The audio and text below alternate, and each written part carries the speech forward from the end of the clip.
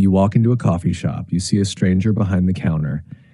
In less than 1/10 of a second, your brain has already decided something about them. Friendly or hostile, safe or dangerous, someone to trust or someone to avoid. You haven't spoken a word, you don't know their name, but the decision is already made. This happens to you dozens of times a day. New face, new stranger, new judgment.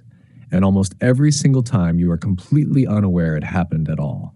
So why does your brain do this? And why does it happen so fast? The answer takes you back further than coffee shops, further than cities, further than language itself. It takes you back to a time when a stranger's face wasn't a minor social moment. It was a matter of life and death. For most of human history, you did not meet new people very often. Your ancestors lived in small bands, 20, maybe 50 people. Everyone knew everyone. A new face appearing on the horizon was rare, and rare things demanded attention. A stranger could be a trading partner. A stranger could be a future mate. Or a stranger could be a member of a rival group, arriving to steal resources, or worse. Your ancestors did not have the luxury of waiting to find out. They needed an answer immediately. Trust or don't trust. Approach or retreat. Natural selection does not reward hesitation in moments like that. It rewards speed.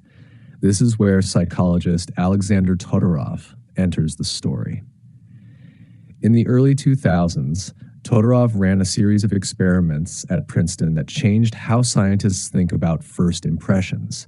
He showed people photographs of unfamiliar faces for a fraction of a second, sometimes as little as 100 milliseconds. Barely enough time to register that a face was even there. And yet, participants confidently rated each face on traits like trustworthiness, competence, and aggression. Their judgments were fast. They were consistent across different people. And when Todorov gave participants more time to look, more time to think, their ratings barely changed. Think about that for a moment. 1/10 of a second was enough. More time did not lead to more accuracy. It just added confidence to a decision that was already made. Your brain isn't gathering evidence when it meets a stranger. It's running a snap judgment system that evolved long before careful reasoning was even possible. Because in the ancestral environment, the cost of hesitation could be enormous. Imagine you are standing at the edge of your camp. A figure appears in the distance. If you take 30 seconds to rationally evaluate the situation and that figure turns out to be a threat, you may not get a second chance. The humans who survived long enough to pass on their genes were not always the most accurate judges of character. They were often simply the fastest. Speed mattered more than precision, and that trade-off is still wired into you today. This isn't just about danger either. Psychologist Nalini Ambady, working at Tufts University in the 1990s and 2000s, discovered something just as strange. She showed people short, silent video clips of teachers, only a few seconds long with no sound at all. Then she asked viewers to rate how effective each teacher seemed. Their ratings, based on a few silent seconds of body language, closely matched the evaluations those same teachers received from students after an entire semester of class.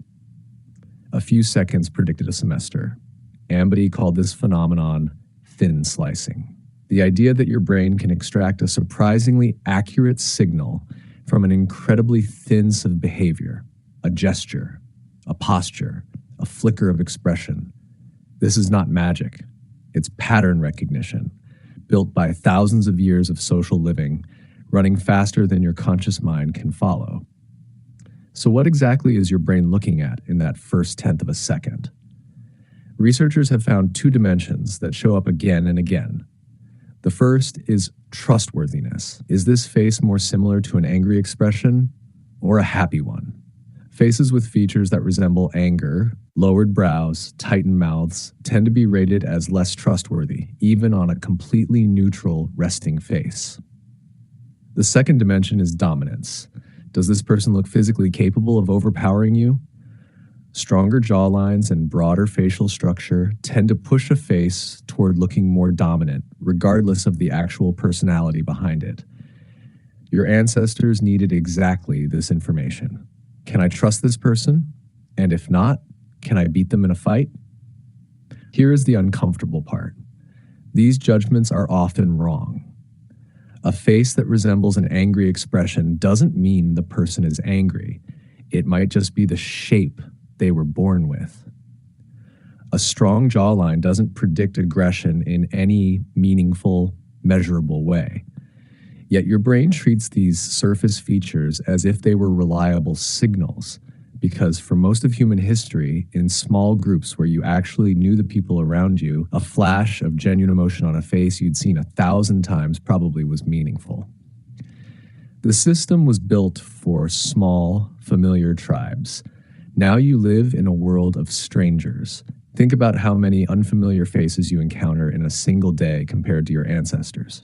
A commute, a grocery store, a social media feed full of profile pictures. Your brain is firing this ancient threat and trust detector almost constantly on people it was never designed to evaluate. Job interviewers form first impressions of candidates before a single question is asked. Jurors form impressions of defendants before any evidence is presented. Voters form impressions of political candidates from a single photograph. A study using Todorov's facial trustworthiness ratings found that snap judgments of competence made from photographs alone predicted the outcomes of real political elections at rates well above chance. People were essentially voting with the same ancient circuitry that once decided whether to trust a stranger approaching the campfire. That should unsettle you a little. It unsettles most people who learn about it for the first time. Does this mean you're powerless against it? Not exactly.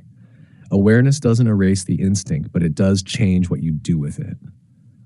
Knowing that your first impression of a stranger is built on facial geometry rather than character is enough to make you pause before treating a stranger's resting face as a verdict on who they are. The interviewer who knows about this bias can build structured questions instead of trusting a gut reaction in the first 30 seconds. The juror who understands thin slicing can ask for evidence instead of intuition. The instinct itself isn't going away.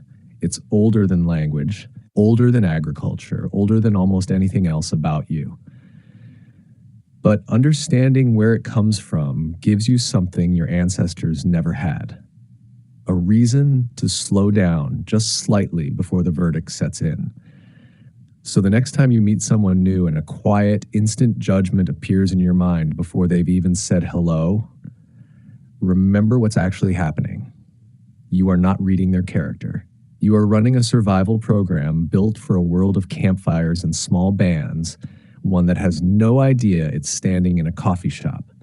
You walk into a coffee shop, you see a stranger behind the counter, and in less than 1/10 of a second, your brain has already decided something about them. Now you know exactly why.